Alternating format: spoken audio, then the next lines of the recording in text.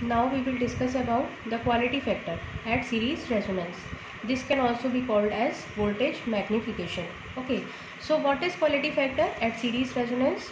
It is the ratio of the voltage drop across inductor or capacitor to the voltage drop across resistor. So we will take what in the numerator, we will take either one of them, either VL or VC for our derivation. So we will take what here, VL over VR. What is VL?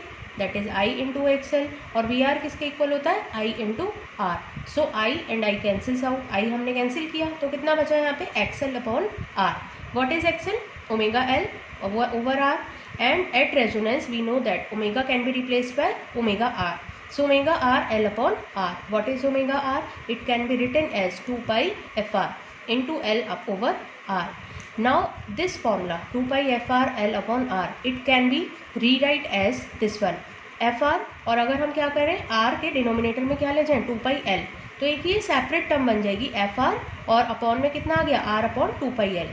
We know that हमने अपने previous lectures में बताया था कि R upon 2 pi L ये क्या होता है हमारा, this is called the bandwidth. ठीक है ना, डेल एफ, इसको हम क्या लिख सकते हैं del F. So this complete formula can be written as F R upon del F. So Q F quality factor is equal to F R upon del F.